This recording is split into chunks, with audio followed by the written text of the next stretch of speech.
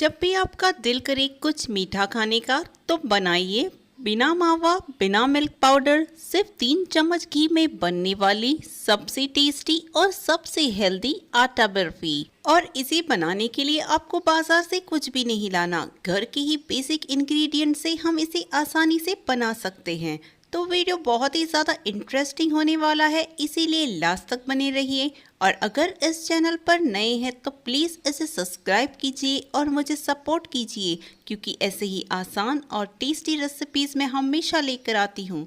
तो आइए बिना देर करते हुए इस बर्फ़ी को हम झटपट से बनाते हैं। सबसे पहले हमने यहाँ पर एक कढ़ाई को गैस पर रख दिया है।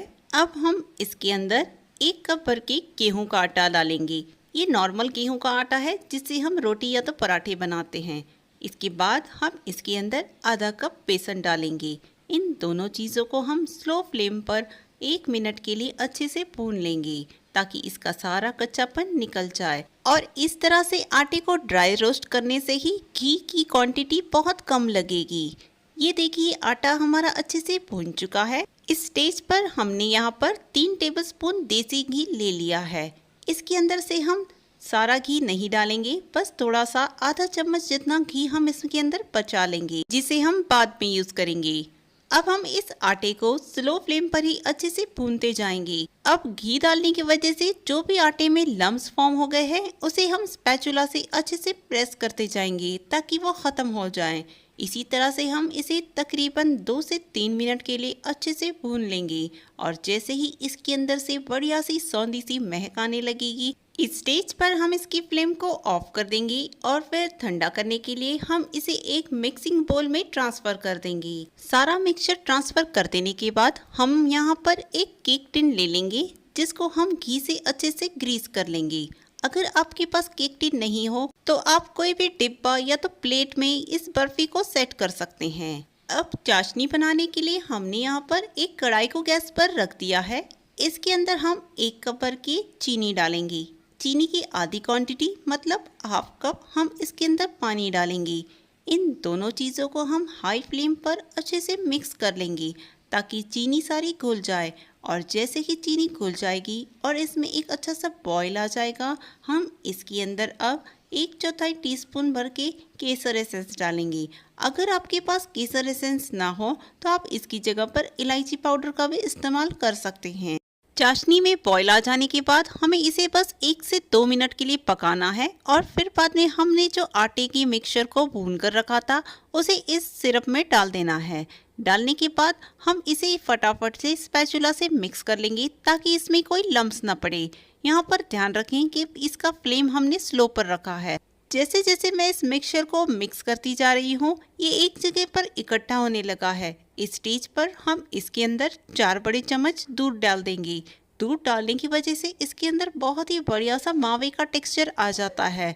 इसे भी हम अच्छे से मिक्स करेंगे और इस मिक्सचर को हम तब तक पकाएंगे जब तक कि दूध सारा इसके अंदर एब्जॉर्ब ना हो जाए। और जैसे ही सारा दूध एब्जॉर्ब हो जाएगा, हम इसके अंदर घी डालेंगे जो हमने पहले ही बचा कर रखा था। इस स्टेज पर घी डालने से इसके अंदर बहुत ही अच्छा फ्लेवर तो आता ही है, साथ ही साथ इसके अंदर बहुत ही बढ़िया सी शाइन भी आ जाती है। और ये बर्फी खाने में इतनी स्वादिष्ट लगती है मानो जैसे किसी हलवाई की मावे की मिठाई खा रहे हों। ये देखिए फ्रेंड्स, जैसे ही मिक्सचर सारा पैन को छोड़ने लगेगा, इस स्टेज पर हम इसकी फ्लेम को ऑफ कर देंगे और फौरन से ग्रीस किए हुए टिन में इसे हम ट्रांसफ़र कर देंगे। इस मिक्सचर को अब हम स्पैचुला की मदद से अच्छे से फैलाते जाएंगे और इसके बाद ऊपर से इसे अच्छे से लेवल भी कर देंगे ताकि बर्फ़ी हमारी परफेक्ट लगे। और इसे हम सेट करने के लिए तकरीबन 20 मिनट के लिए काउंटर टेबल पर छोड़ देंगे।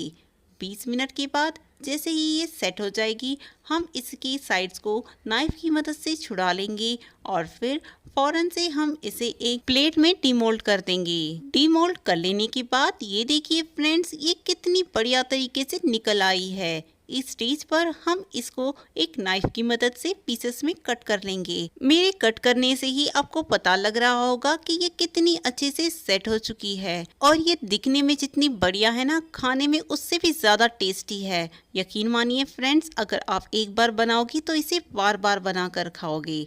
और ये देखिए फ्रेंड्स, इसको हम गार्निश करेंगे कुछ कटे हुए ड्राई फ्रूट से। यहाँ पर मैं काजू के पीसेस इसके ऊपर लगा रही हूँ। अगर आपके पास काजू नहीं है तो आपके पास जो भी ड्राई फ्रूट हो आप उसका इस्तेमाल कर सकते हैं। तो ये लीजिए दोस्तों, कम मेहनत और कम सामान से बनने वाली सबसे आसान और सबसे टेस्टी बर्फी अब तैयार हो चुकी है। तो फिर देर किस बात की है दोस्तों, इस बर्फी को आप जरूर बनाएं और पूरे परिवार वालों की ढेर सारी तारीफें पाएं। आज मैं लेकर आई हूँ सिर्फ 2 चम्मच घी में बनने वाली बिना मावा बिना मिल्क पाउडर की भुने चने की बर्फी। और इसका बनाने का तरीका तो इतना यूनिक है कि शायद ही आपने कभी ट्राई किया होगा। तो आइए बिना देर करते हुए इस स्वादिष्ट बर्फी को हम झटपट से बनाते हैं। सबसे पहले हमने यहाँ पर एक पैन को गैस पर चढ़ा दिया है। इसके अंदर अब हम आधा कप भर के चीनी डालेंगे। चीनी डाल देने के बाद हम इसके अंदर 1 चम्मच भर के पानी डालेंगे। यहाँ पर पानी डालने से चीनी हमारी जलेगी नहीं और इसमें कड़वाहट भी नहीं आएगी। और जैसे ही चीनी हल्की सी मेल्ट होती हुई दिखाई देगी, हम इसे चम्मच से थोड़ा सा मिक्स कर लेंगे।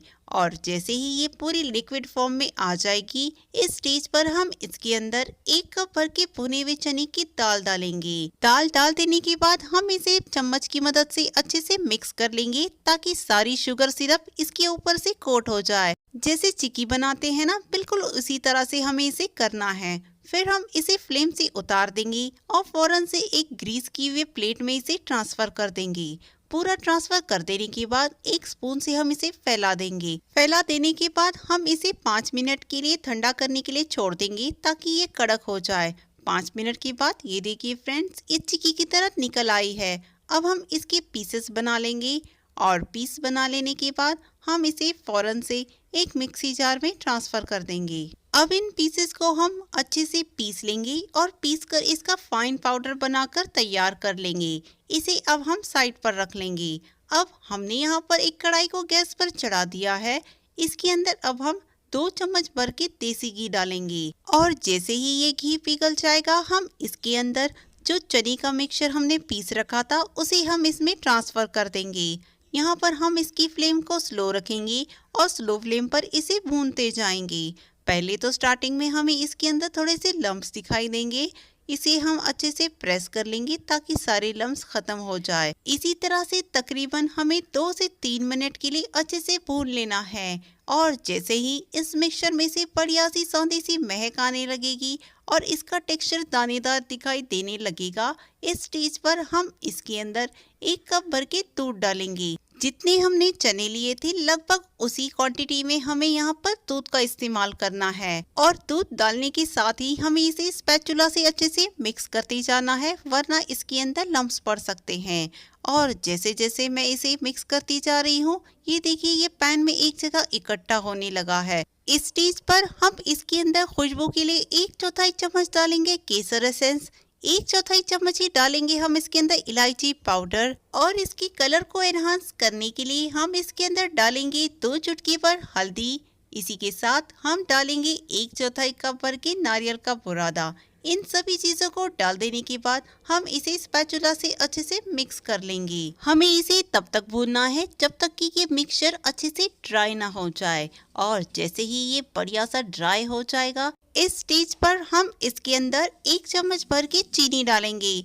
इसे डाल देने के बाद हम फिर से स्पैचुला से इसे अच्छे से मिक्स कर लेंगे। अब जैसे जैसे ये चीनी मेल्ट होती जाएगी, वैसे वैसे इस मिक्सचर के अंदर बढ़िया सा ग्लेज आता जाएगा। जैसे कि आप देख पा रहे हैं, ये मिक्सचर कितना अच्छे से शाइन हो रहा है। सिर्फ 2 चम्मच घी में भी ये बर्फी में बहुत ही बढ़िया सा ग्लेज आ चुका है। और जैसे ही ये मिक्सचर बढ़िया सा पैन को छोड़ने लगेगा, इस स्टेज पर हम इसकी फ्लेम को ऑफ कर देंगे और फौरन से एक ग्रीस किए हुए बर्फी के टिन में इसे ट्रांसफर कर देंगे।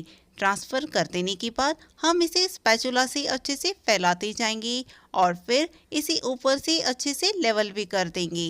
इसे सेट करने के लिए अब हम काउंटर पे आधे घंटे के लिए छोड़ देंगे। आधे घंटे के बाद हम इसी नाइफ की मदद से चारों ओर से छुड़ा लेंगे और फिर फौरन से हम इसे एक प्लेट में डीमोल्ड कर देंगे। और ये देखिए फ्रेंड्स, ये कितनी बढ़िया तरीके से निकल आई है। इसे और अच्छे से हलवाई की तरह लुक देने के लिए हम इसके ऊपर चांदी का वर्क लगा देंगे।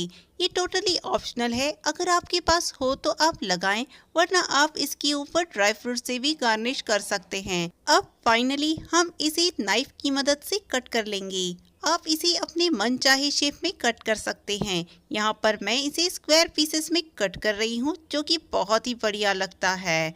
और जितनी ये दिखने में सुंदर है फ्रेंड्स, यकीन मानिए ये खाने में उतनी ही टेस्टी है।